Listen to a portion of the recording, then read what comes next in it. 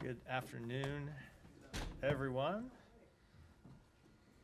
I do not have any opening comments. I wanted to welcome you back and smile and let you just jump right in versus, subject you to my opening comments. Welcome back, Matt. Thank you. It's not the same here without you. I'm sure it isn't. But I thought you would at least have something to say at the top. Let me just ask you, because I'm not yet prepared, but let me just ask you, what is the latest on Niger? Your communications with President Bazoum and, the situation with embassy staffing and military issues. So let me make that as three things: the communications with Bazoum and others, the embassy, and then the assistance that we paused on Friday. So with respect to President Bazoum, we remain in touch with President Bazoum. Officials from the State Department spoke to him earlier today. We had conversations with him over the weekend. The Secretary talked to him last week. We remain in contact with other leaders in the region as well. The Secretary spoke with the French Foreign Minister over the weekend about how to successfully resolve the situation and restore the constitutional order. With respect to the embassy, we completed the order of departure on Friday. We also assisted the departure of around 100 American citizens on a charter flight that left the country on Friday. We have not seen significant other requests from American citizens for assistance with leaving the country, but obviously we're in communication with any American citizens that are there who wish for assistance. We've asked them to register on our website, and if we do get further requests for assistance, we will seek to accommodate those. And finally, with respect to assistance, the Secretary announced on Friday also that we are pausing assistance to the government for the time being. That assistance will affect development aid to the government, security aid to the government. It's a significant amount. I don't have a number because it's a pause, and it's a pause that we would hope would be reversed if the junta leaders would step aside and restore constitutional order tomorrow. That pause would be the pause would go away and security assistance would be reinstated. But as we've made clear, hundreds of millions of dollars are at stake.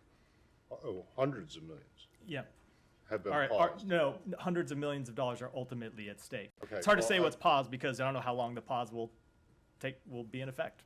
Hopefully it would be lifted soon if President Bazoum is returned to authority. Well, that's fine, but you have to have some kind of an idea of how much has been put on pause. It is a number over $100 million, but it's hard to give an exact amount because, one, we just made this pause. How much money you're giving to Niger? We don't know how long this pause will be in effect. If the pause, it doesn't matter how long it's going to be in effect. But look, announce something like this, you should have an idea of what it is that you're stopping. Sometimes there are payments that are made in one big lump sum. Sometimes there are continuing payments that go on once every, I'm not going to say a period, but so the total amount of the program's paused, but certainly over $100 million. Correct. Fair enough. But what are the specific programs that have been paused? I don't have a list of specific programs, but they are development assistance, security assistance, law enforcement assistance, and other programs that aid the government of Niger. No, it's in the hundreds of millions. Because we're adding up some of the programs. I don't have the list of all the programs to go down, but I can tell you they are in those broad categories. And I should reiterate something I left out at the beginning, that humanitarian assistance to the Nigerian people is not affected. All right. And then last thing on this. I have missed you. I do enjoy our frank and candid exchanges. Well, look, I'm sorry. No, I'm not. It comes out and says it's pausing a certain amount of assistance to a certain country. You would think that you would know how much that is and what the programs actually are. And what you're saying right now is that you can't. I'm giving you the broad category. Yes, of programs. exactly. But you should know specifically when you make the announcement, which it was made on Friday, right? What it is that you're doing. I'm giving you the. Am I wrong? I'm giving you the broad category of programs. We continue to look through it, and like I said, hopefully the pause goes away. I mean, it could go away tomorrow. Okay.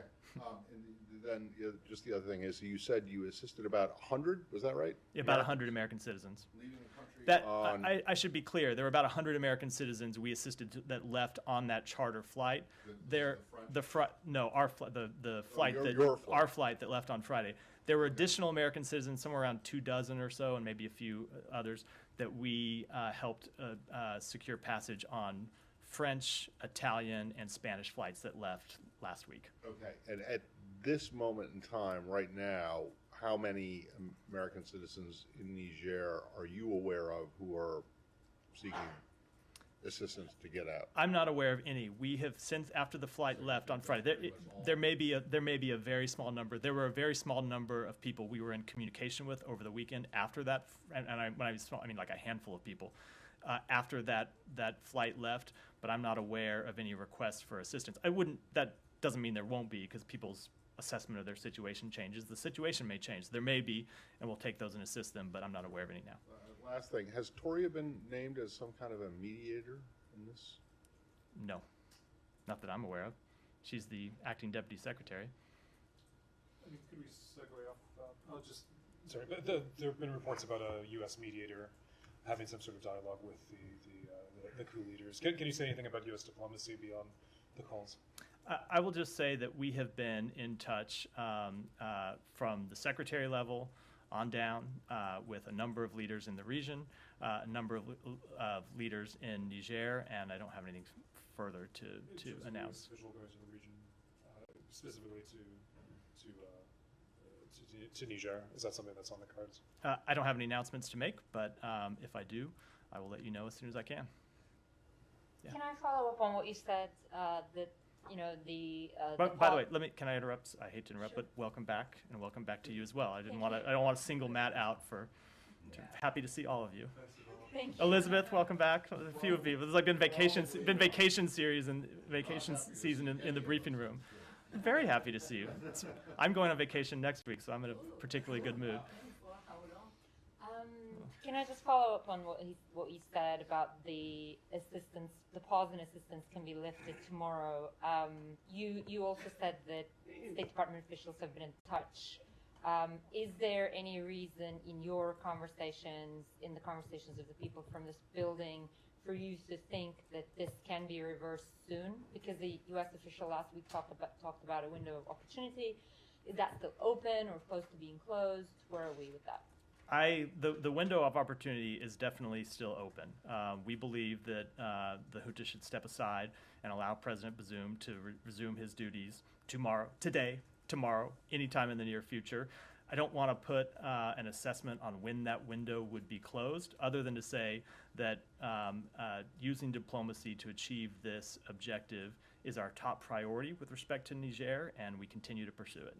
And, I mean, this is going to relate to what Sean and others have asked.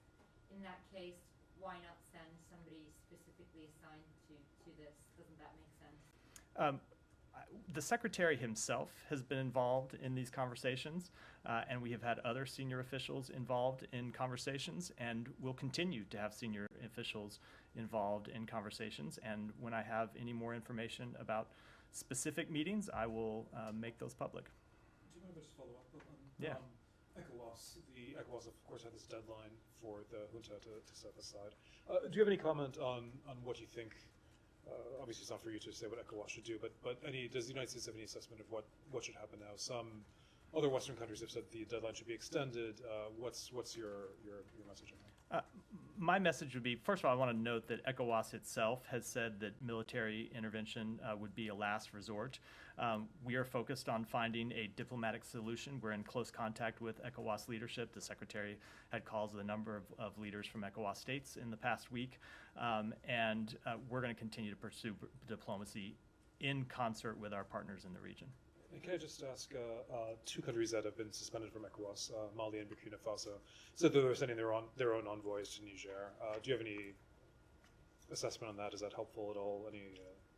If I thought they were sending envoys to try to restore democratic leadership in the constitutional order, we would see that as productive and helpful, but I very much doubt that's the case. Anything else on Niger before we move on? Open? It is. It is open. Well, It is open. It is open and functioning. Do you mind if I just take one more stab on the idea of having a somebody go there. You've mentioned the dialogue with President Bazoum and with regional leaders. Has there been much direct, or has there been any direct contact with the junta, with the military leaders on the part of the? There has been direct contact with military leaders. I'm not going to say at what level or with whom, but there has been direct contact with military leaders urging them to step aside. All right, done with. Only to say in the last week to 10 days, but there has been contact. And was that conducted through officials in this building or through officials at the Pentagon? Through officials in this building, urging them to step aside. All right, done with Niger. Going once, going twice. Janny, go ahead. Thank you, Matt. On North Korea, I mean, you may have seen this report that the last week, North Korean Kim Jong-un inspected the munitions factory and ordered to focus on military economy and prepare for war. How can you explain on this? How can I explain what his? Kim Jong-un did inspect the military. Well, I certainly wouldn't try to speak for him or explain his actions, but I would say, as we've said before, that we would continue to condemn the missile launches that they have tested in recent weeks. We continue to condemn their pursuit of a nuclear weapon and would hope that they would engage in talks, which they have shown so far no inclination to do. You look, after the Russian defense minister Shoigu left Pyongyang and the military aircraft again arrived in Pyongyang, do you think it has something to do with Russian military aircraft visiting Pyongyang and they stay there for 2 days, 1 night? What that happens up there? Can you guess something?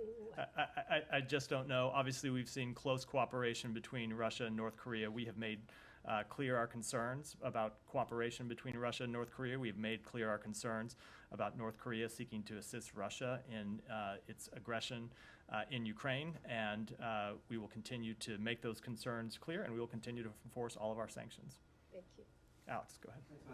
Questions on South Caucasus, but before we enter there, did you have anything for us on the results of last week's discussion between U.S. and Ukraine on long-term security arrangements? Any results? I would say that we felt they were productive talks. They were attended on the U.S. part, obviously by Jake Sullivan, the National Security Advisor, and by Acting Deputy Secretary Nuland on behalf of the State Department. We thought it was productive that a number of countries were able to hear directly from Ukraine about both the violence that has been inflicted on their country by Russia and also their vision for a just and lasting peace that preserves their territorial integrity and preserves their sovereignty. That is helpful, but I was meaning, U.S., Ukraine. Oh, the other one, the talks that we had, the talks that happened Thursday. I think I spoke to this last week, and I don't have really any update to those other than to say that they were the first in a round of conversations that we expect to have. These are conversations we previewed in the G7 declaration that was announced at the end of the NATO summit, where we announced that we would be having bilateral discussions with Ukraine. Other countries in the G7 and 12 countries since the statement were issued joined to say that they would be having the same discussions to talk about how to ensure Ukraine's long-term security. That is our priority. That was the subject of these conversations. But again, this was the first of what will be a number of conversations between the United States and Ukraine. That, I should add, are separate and apart from the conversations we have going on every day about the ongoing war. Right. Do you have next round of meeting conversation scheduled already?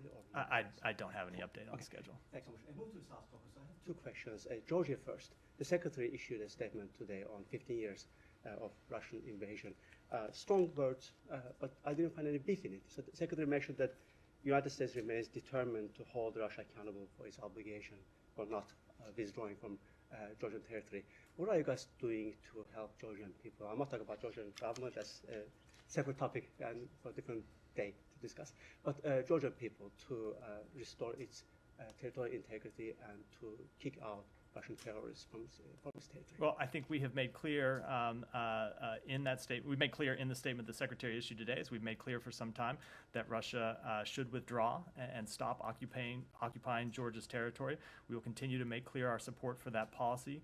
And I would just say that with respect to holding Russia accountable, if you look at the sanctions that we have imposed on Russia since the outset of the Ukraine war, and yes, those are in response to the invasion of Ukraine, those have degraded Russia's military capacity. They have hurt Russia's economy.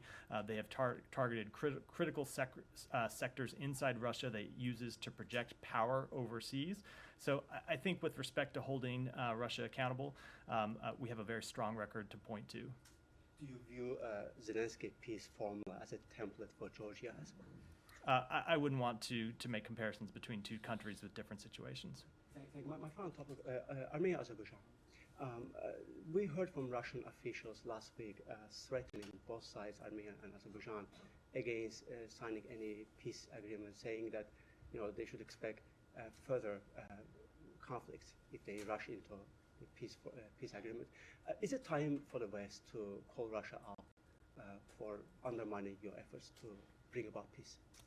I don't want to speak with respect to Russia when it comes to Armenia and Azerbaijan. I want to speak with respect to those two countries who are directly related, who are direct parties in this dispute.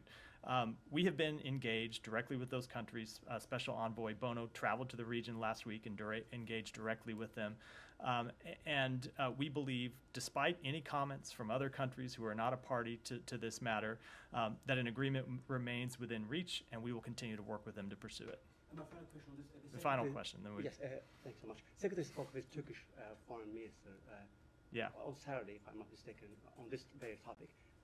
Why? How do they define Turkey's role at this very moment in this process? I don't want to speak to it in detail. It's a private diplomatic conversation, other than to say that we do believe that Turkey has a productive role it can play in this, as Turkey has in other issues, the Black Sea Grain Initiative being another one that they spoke about in their call over the weekend. Thank you. Yeah. Go ahead, Elizabeth. An OFAC issued general license related to earthquake relief in Syria expires tomorrow. Will the U.S. be extending or reissuing that license, or letting it expire? So I don't have any comment on it today. I would defer to OFAC for comment today. It's a decision that, as you said, is due tomorrow, and I suspect that they will have something to say. And once they make any kind of public announcement, then I'll be more at liberty to speak about it. And then one quickly on Israel. The State Department referred to a settler attack that killed a 19-year-old Palestinian over the weekend as a terror attack. That appears to be a first. How should we interpret this change in rhetoric? I think you can interpret it that we are greatly concerned about that attack. We are greatly concerned about all the attacks that we saw in Israel, in the Palestinian territories over the weekend. We strongly condemn those attacks. The tweet that NEA issued over the weekend made clear our position on terrorist attacks. It made clear our position on extremist settler violence. I would note that the IDF spokesperson called the attack in Burqa nationalist terrorism just this morning. So we have, and I would add that we have also been clear that accountability and justice should be pursued with equal rigor in all cases of violent extremism, whoever the perpetrators are. Can I follow up Yeah. on that? Yeah. What was the thinking? What is the justification from the State Department to call it a terror attack? The thinking is that it was a terror attack, and we are concerned about it, and that's why we called it that. And do you intend to follow through with any actions? We have made quite clear our concerns, but I would note that the government of Israel has made an arrest in this case and is seeking to hold the perpetrator accountable, and that's an appropriate action. Kylie, did you have your? Yeah, go ahead. I just wanted to follow up. I know you just spoke a little bit about the talks in Saudi Arabia on Ukraine over the weekend, but with regard to the role that China played in those talks, can you just speak to how the U.S. government viewed China's involvement, if it was productive, if they were, actually, at the table working in a real way towards an end here Just your readout of that. We did believe it was productive that China attended. I'm not going to speak to the details of the meeting because it was a private meeting, but we thought it was productive that they came. We have long said that it would be productive for China to play a role in ending the war in Ukraine if it was willing to play a role that respected Ukraine's territorial integrity and Ukraine's sovereignty. And as I said when I was asked about this a moment ago, we believe it's helpful for countries to attend and hear directly from Ukraine. And I would note that Russia apparently objects to that because you saw Russia criticizing this meeting over the weekend and criticizing the fact that this meeting was held. So we think it's productive for any country to come and hear directly from Ukraine about the concerns Ukraine has. We think it was productive that China did so. In addition to attending the meeting, Deputy Secretary Nuland and the National Security Advisor held a brief separate meeting with the Chinese Special Envoy. And should we read anything into, pictures from the weekend showed the Saudi official in the middle and, to one side the Chinese official and to the other side the top U.S. official, National Security Advisor Jake Sullivan. Are Saudi Arabia, China, and the U.S. really taking the lead on these talks to develop a constructive path potentially out of this war? So I think it's always a little dangerous to read into anything just based on the picture. Sometimes it works, sometimes not. Saudi Arabia was the host of this set of talks. It did so at Ukraine's request. We think it was productive that they did so, and we think it's productive, just as we thought it was productive that they invited President Zelensky to come to Saudi Arabia a couple of months ago. So I wouldn't want to say who is in the lead for talks that right now are not happening. There are no peace negotiations going on with Russia right now because Russia has refused to engage in meaningful peace negotiations. Should there ever be peace negotiations, it's Ukraine that will be in the lead from the non-Russian side. The United States is happy to play any role that is productive to stand with our Ukrainian partners, and we would welcome any other country that wants to play a productive role as well. And then just last question on it. China's readout did say that the meetings helped to, quote, consolidate international consensus on finding a peaceful solution to the conflict. How long do you think it'll take to actually develop that international consensus here? I think that's a very hard question to answer. This still remains an active war in which Russia has shown no sign of curtailing its imperialist ambitions or coming to the negotiating table. So we will continue to work to convince as many countries as possible around the war that when this war ends, it should end in a way that respects Ukraine's territorial integrity, its sovereignty. That's the point that Ukrainian officials made this weekend. That's the point that U.S. officials made this weekend, and we will continue to press that and try to convince as many countries as possible to take that view of the situation. Matt, just one thing on that side meeting with Toria, Jake Sullivan, and the Chinese envoy. Is there anything you can say a little bit more on what was the main U.S. message and what kind of takeaways they got from the Chinese envoy? At least why Beijing sent an envoy? Did they get an understanding of that? I'm not going to speak to why Beijing might have sent an envoy. That's for them to speak to. I will say that the message that we delivered in that meeting was essentially the same that I just delivered, which is that we thought it would be productive for China to play a role here, again, if that role respects Ukraine's territorial integrity and its sovereignty. Anything else on Ukraine? Gita, go ahead. Thank you. In fact, yes. I have a couple of questions on Iran, and I'll start off with the Ukraine-Russia one. The U.S. Defense Intelligence Agency has put on display some parts of downed drones that is attributed to Iran. Now, today, the Iranian foreign minister was in Tokyo. He was asked about it, and he said that Iran had asked Ukraine for evidence that Iran is supplying the drones that Russia is using. But evidence beyond a down drone with Iranian parts? Well, he was saying that no evidence was given to Iran, was presented to Iran. Now that the U.S. has officially finalized its analysis and the pieces are on display, do you think it's prudent to bring that analysis to Iran and so, put it in once and for all to their claim that it's not theirs So I haven't seen those comments from, did you say it was the Iranian foreign minister? So, but I will say that if it's a request from the Iranian foreign minister to Ukraine for evidence, certainly we have shared intelligence with Ukraine since the outset of this conflict, and I'm sure that we'd be happy to continue doing so. Well, would you support Ukraine providing That's a decision for Ukraine to make, not the Would the United U.S. States. support it? It's a decision for them to make. Okay, another one on the detained dual citizens. The last head count we heard was from National Security Advisor Jake Sullivan, who said there are 4 American Iranians in Iran that the U.S. is engaged in trying to obtain their release. Today, an Iranian newspaper talked about a 5th person saying that it's a female American Iranian and that she was detained a couple of weeks ago. Can you bring us up to date on how many people we're talking about and what's going on? I saw that report. I'm not going to comment on it in detail. I will say at a high level that we are attempting to obtain the release of Americans who are detained in Iran.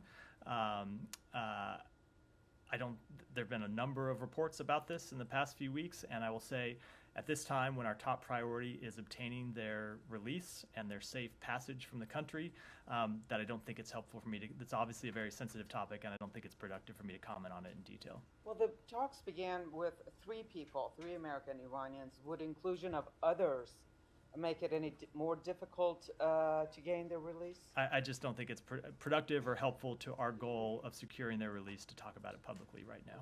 Sorry, can I just ask you, Yeah. why is it not helpful, or why is it unproductive to say how many you're looking at?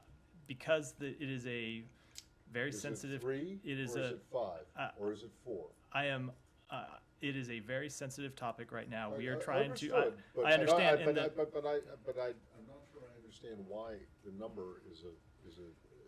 Who is it sensitive to? And the I wish Iranians or to you guys? it is sensitive to our attempts to obtain their release, and it can affect their. Well, if I can't really answer that question without getting into the process by which we are trying to obtain their release, I don't which understand why the number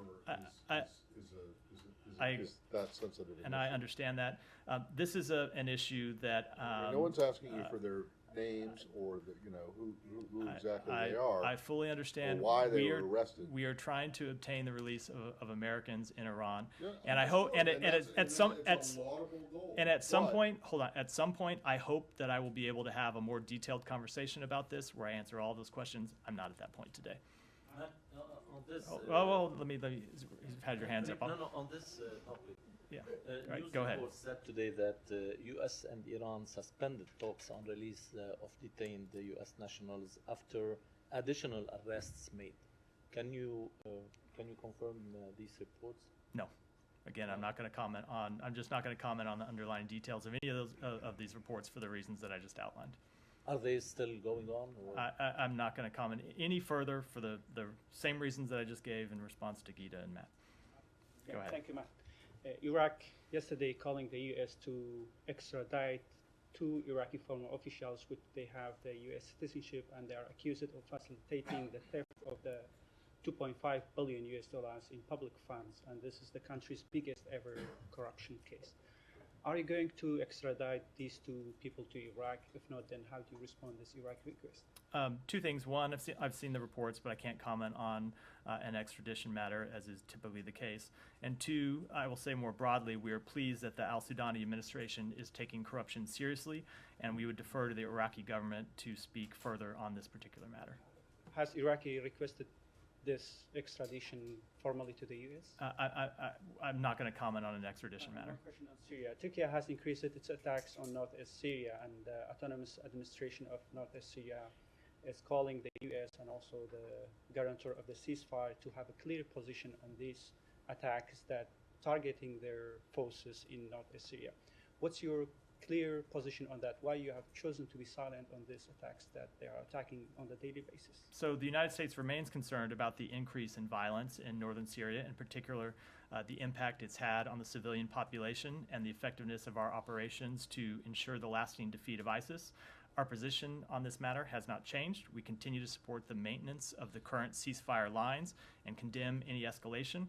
It is crucial for all sides to maintain and respect ceasefire zones to enhance stability in Syria and work toward a political solution to the conflict. And finally, the United States is working with Turkey and our local Syrian partners to ensure the safety of U.S. personnel, our partner forces, and civilians.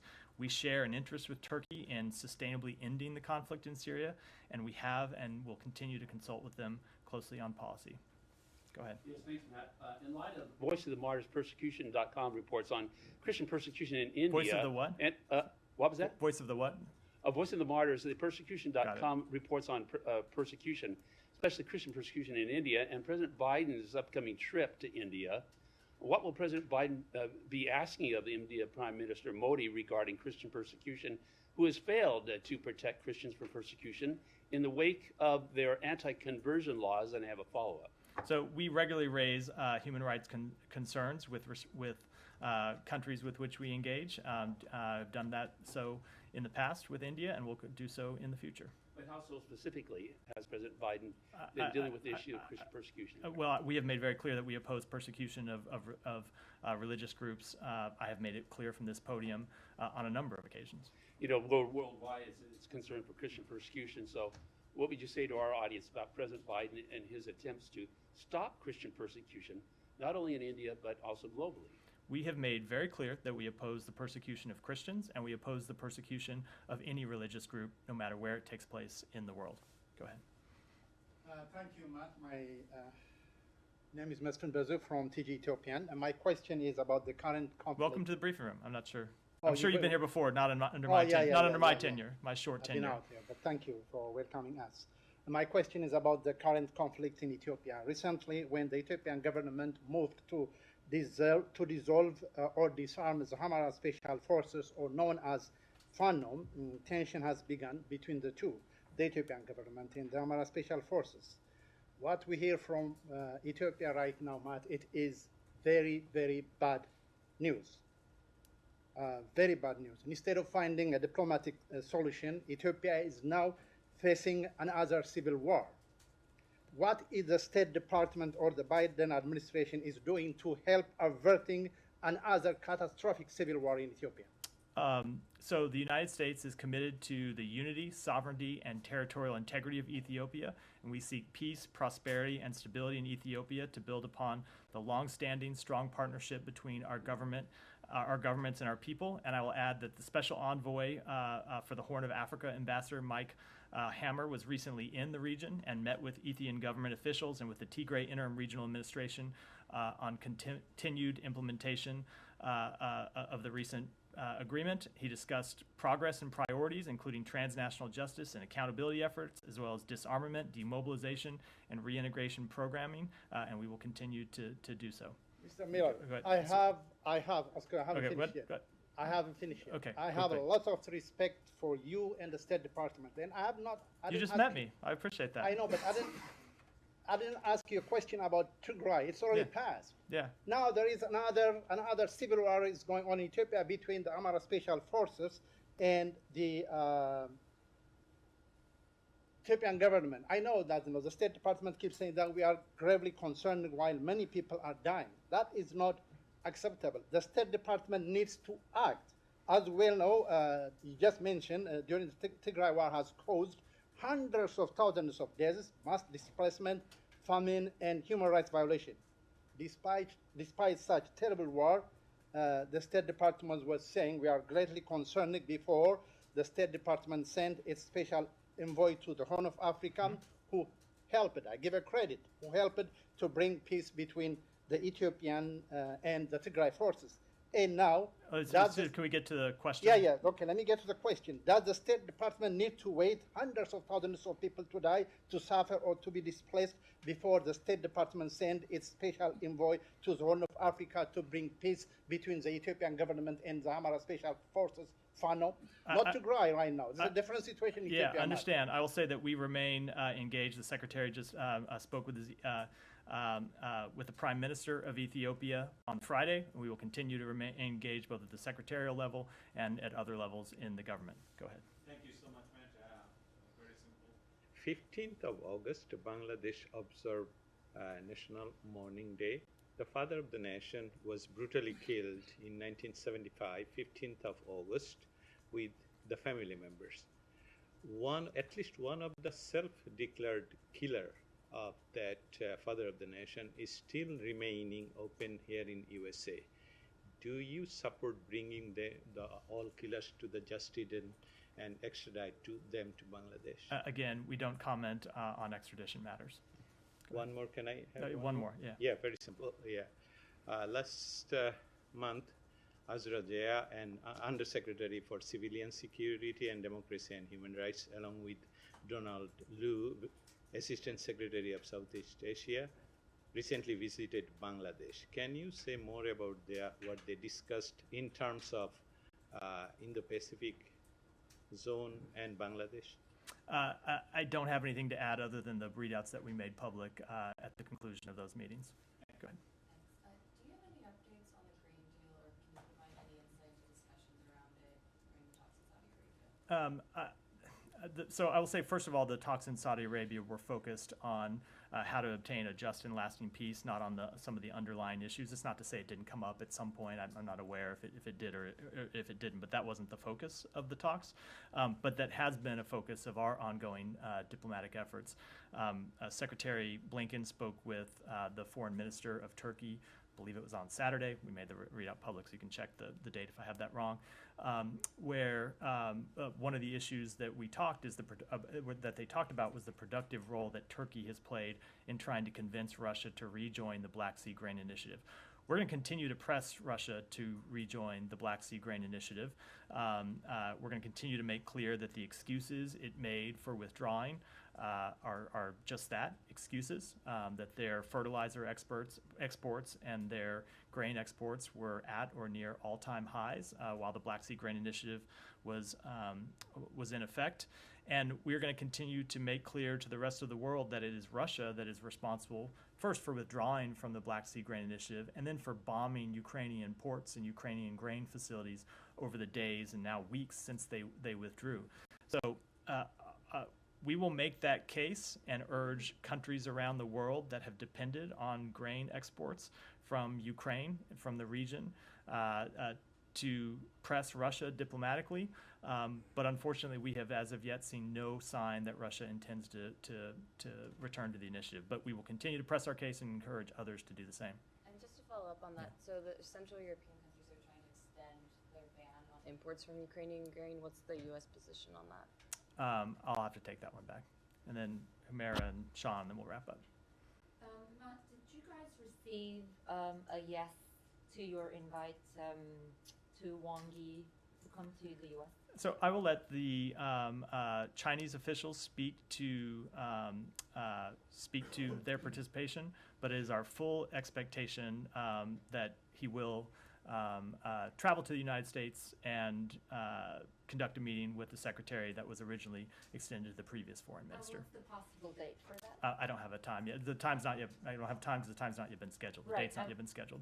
Would you expect him to meet with President Biden, given Secretary Blinken met with Xi Jinping? You have been here long enough to know that I will never talk about presidential meetings from this podium. Well, you know that I have to try. I appreciate you asking. And it's not just me, previous spokesperson for this department as well. I have two more, just very briefly on Pakistan.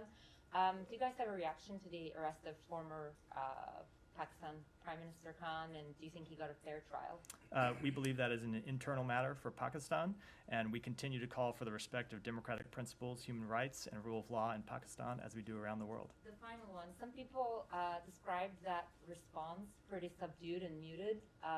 Would you agree with that? And does that have anything to do with Khan's previous criticism of the United States when he was the Prime Minister? So I thought I understood the first part of the question. Now I'm not sure I do. Would you? Oh, that's funny. Do you mean that our response was muted, or the response to his arrest? I first thought you were saying our response was muted. The State Department's response to his arrest. Yeah. I think first of all, I'll let people characterize our responses in all kinds of different ways. I think our response to this arrest and his previous arrests have been consistent. at all times in declaring it an internal matter for Pakistan. And nothing to do with like his past criticism of U.S. So that's why you got the laugh from the back of the room while you were on vacation. I got this question a number of times. We do not believe it's related. No. Can I just ask if it's related to this? Can I just Yeah. ask? So if Imran Khan's arrest and prosecution is an internal matter for Pakistan that you won't comment on, how's that different than the Navalny case? There are times when we believe that prosecutions are completely unfounded, So you think and that there's some foundation to Imran Khan's arrest and I would say there are times that we. I'm just asking a straightforward question. Let me, If you're gonna I come know, out- and I'm going to give you a straightforward answer, but Okay. it's going to take me a minute. All right. Okay. So we believe that at times there are cases that are so obviously unfounded that the United States believes it should say something about the matter. We have not made that determination here. With Imran Khan. We believe it is an internal matter, correct? Okay, And that- but the Navalny case is not an internal matter for Russia. It is a. It is a matter You where think that it it's is so clear. It unfounded? is a matter where Russia is clearly violating his human rights. Then let me go way afield and ask you about Julian Assange. Sure. So, what's your position on that now? Our position on Is Julian. that an he has been. internal matter for the United States and Great Britain? In what way? He's clearly been charged he's been charged by the United States Justice Department. That you should, right? So and so you think that other countries should say nothing because the Australians have been fully starting to speak we out. fully respect the right of other countries to make their positions known on this and other Well, matters. yeah, but you can say- I know, but as this came up when we were in Australia. I know. Week before last, and Secretary Blinken made clear that we respect their right to raise the situation, and we will make clear our belief that, well, I should say the fact that he was charged with very serious crimes that severely harmed the national security of the United States. Sean, then we'll close out. I realize you may have even less to say about this one, but Rahul Gandhi, he was allowed to re-enter Parliament. There's a court ruling. Is there anything that you have to say about that? But whether you think this was a correct court decision? There is not. I have no comment on that. Can I just Yeah. one more thing in South Asia, if you don't mind? Back on Bangladesh, the digital security law, the government is going to reform it. That's been for a long time. The U.S. as well has been quite critical of how that's been imposed. Does the U.S. have any assessment about this and where you think it's going? We welcome the reports that Bangladesh's cabinet has decided to repeal the Digital Security Act.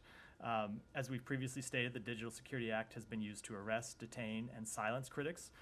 We welcome the Bangladeshi government's long-stated commitment to reform the law to protect freedom of expression, and we encourage the government of Bangladesh to give all stakeholders an opportunity to review and provide input to the new draft Cybersecurity Act to ensure it meets international standards. And with it, thanks.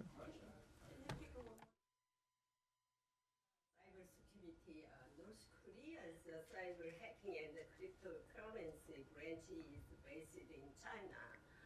Has the United States sent any warning message to China regarding of this? I don't have any specific messages to read out. Thanks. Thanks, everyone.